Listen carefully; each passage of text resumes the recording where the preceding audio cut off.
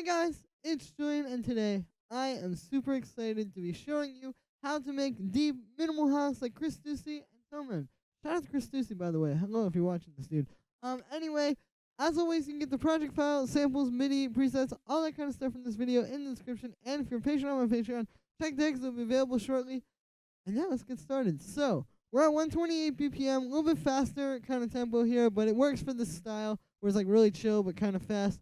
And the first sound that we have here is this kick, which sounds like this. So what this is it's a 909 kick. It's a kick from the 909 drum machine. You can see there's the waveform. And basically, I'm just kind of processed it a bit to kind of like beef it up. Like what's going on here is we have this really, I'll show you. This is what it sounds like dry. So yeah, it's like your standard kind of 909 kick. And then what's going on here is I have it going through some saturation. I've got the drive up bit you can see. And then we've got the wave shaper. So you know, that gives it kind of more like thickness. And then I have the drum bus here, which is fattening it up even more. And yeah, you can see really taking it over the edge. I also have the boom on there a little bit, just giving it a bit more low end. And yeah, then the last thing we have on here is just this EQ8, which is just cutting out around, I think it's like 267 hertz. Yeah, so here's without this. And then with it. So it's just kind of cleaning it up a little bit, just making a little bit more room. And then is the kick. Next thing that we have here is the bass, which sounds like this.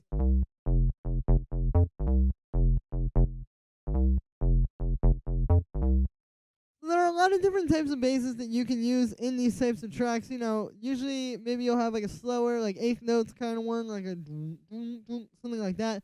In this case, we've got this sort of like bouncy pattern here. So you can see this is just playing with an F minor chord. That's the key we're in, F minor. And yeah, like we just have G sharp, the minor third, C, the fifth, F, the root note, another F up here. It's really not that complicated. It's more about like just playing around with the rhythm. Like you can hear, this is really where a lot of the groove is happening. And if I turn that off, it feels a lot more like but when we add that, it really has the groove. So yeah, and then for the sound on this one, I made it using Operator. What this is it's actually just a square wave going into a low pass filter with a bit of an envelope on it. Pretty simple, just kind of like a small sort of like fat bass pluck type of thing. But yeah, after that what I have is just a bit of chorus. You can see we got that set like this. And I've also got a bit of saturation. Here's without it. And with it. So you can see I've got the drive up bit, I've got the analog clip bass frequency up bit. And this is just kind of like beefing it up a little bit more. After that, the only other thing we have on there is a compressor, side chaining it to the kick. And that is it for the bass. So then I've got the kick and the bass in a group together being processed. And I'll show you. Here's with no group processing. And with it. So you can hear this really helps to tie these together and get the low end like sounding really fat and full. So the first thing we have on here is this EQ8. And what this is doing is it's boosting the low end. It's cutting like right in 230 hertz, like right in the kind of like boxy frequency range. And then I've got this little high boost as well. So here's without this. And with it, you can hear it just kind of cleans it up and like helps to focus the sound more. Like I wanted this to be more low end and kind of like, you know, that scooped low mid range. So it's just kind of like focusing in more on the things that we want and helping to kind of like shift the focus away from things that we don't want in there. After that, I just have this drum bus. So this is really what's like fattening these up and making them more together. Basically, it's just kind of like putting the same saturation on multiple elements like this. Really helps to sort of glue them all together. So that is it for the kick and the bass. The next thing that we have here is this little chord which sounds like this.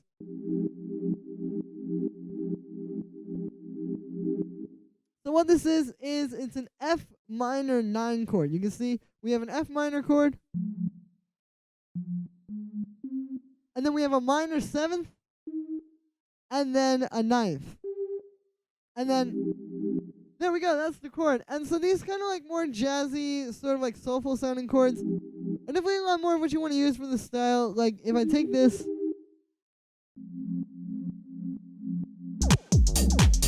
You can hear that doesn't sound as cool as, you know, with those extra voices on there. So yeah, it's pretty simple, and that's just restarting every 2 bars. Then for the sound on this one, it's also pretty simple. All this is just a sine wave. We have the amp envelope set like this, just kind of like going down. And then I just have a bit of vibrato and a bit of unison on there. So it's pretty simple. The unison is definitely really important for the sound. Here's without it. And then with it, so you can do that's what really gives it that like more warbly texture. And then the vibrato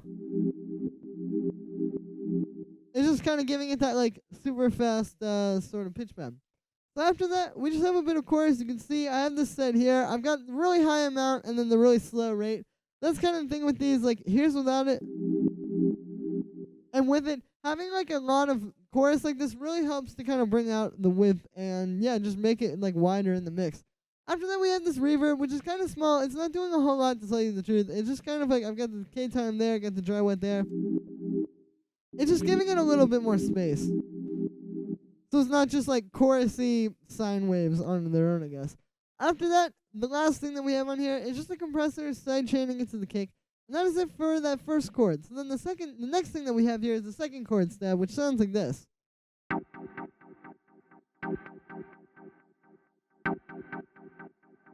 So what's going on with this is basically it's playing that same chord. It's just giving you like these little short stabs of,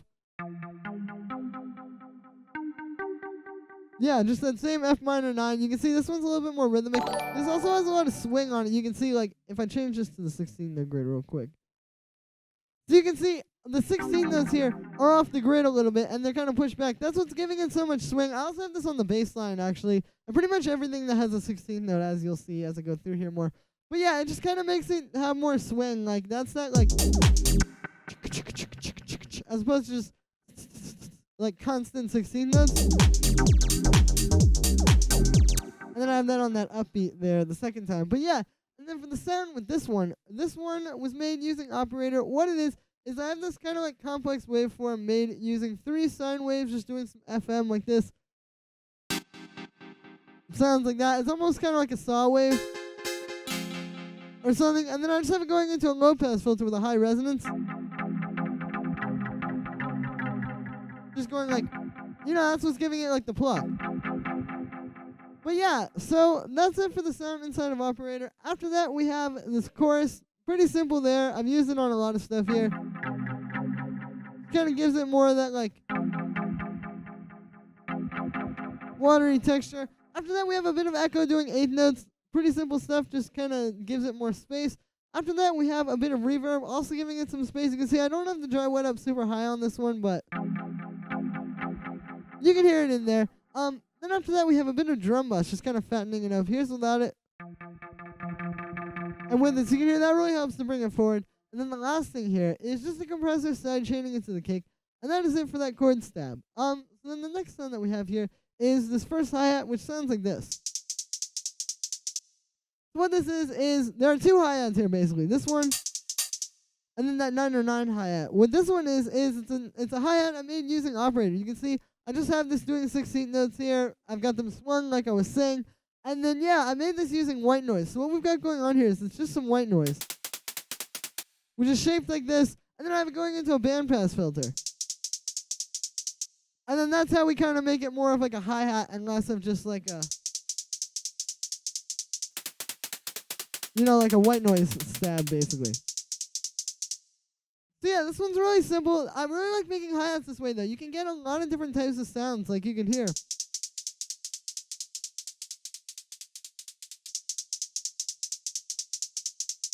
The resonance, even just turning the resonance up and down, you can kind of like change the texture and go from like a more metallic kind of hi-hat to something a little bit brighter. But yeah, so that is it for that first hi-hat. The next thing we have here is the second hi-hat, which sounds like this. And so what this is it's this 909 hi-hat sample.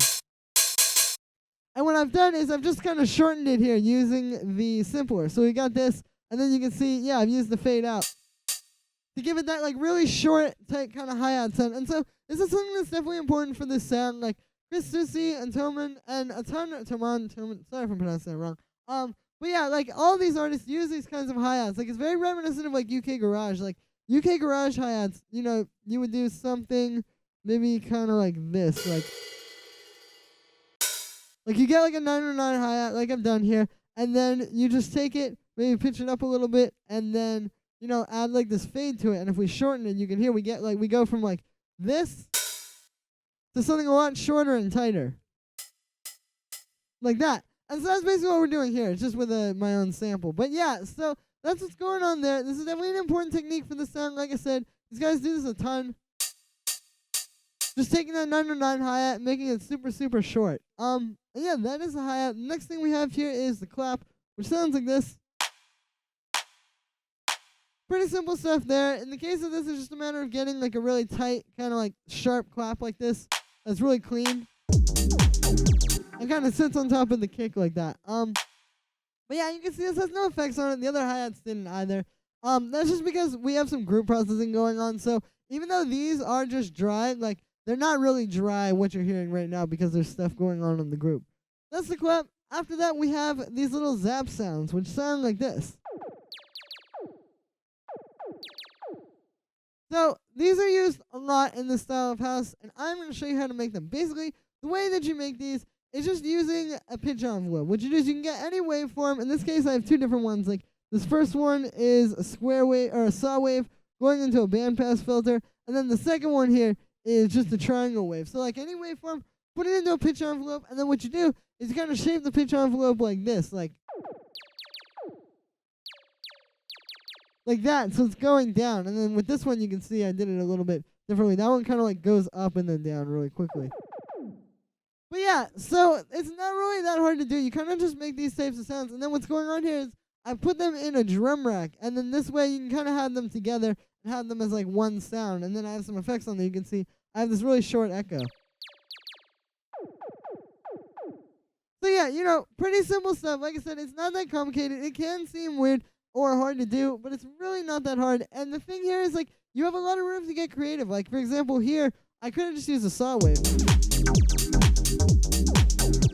But by band passing it, you know, it's kind of like doing something a little bit more interesting. So after that, I have all that percussion I just showed you in this group, and it's being processed all together. So I'll show you, like, here's with no group processing on here. You can hear it doesn't really sound that cohesive compared to this. So it's really important. It's just like with the kick and the bass. You know, by taking all these similar elements and putting them together and, you know, doing stuff with them as a group, you're going to make them sound a lot more cohesive and a lot more together and just easier to work with in general. So the first thing we have on here is this reverb, which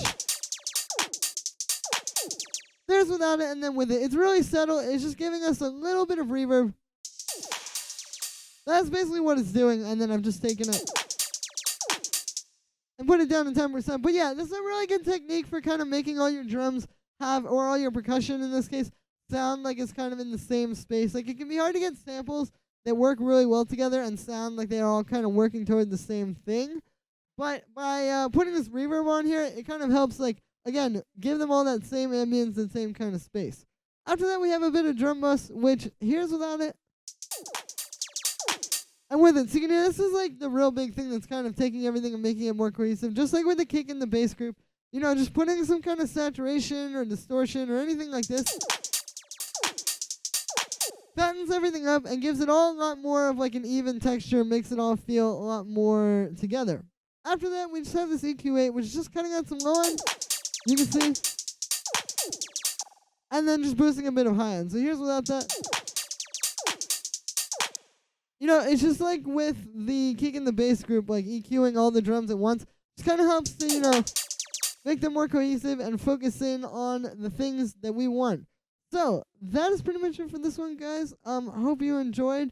And yeah, as always, make sure to like this video as well as subscribe. And let me know what you think of this video in the comments. Let me know what you want to see me do next. As always, you can get the project file and samples and MIDI and presets and all of that kind of stuff from this video in the description.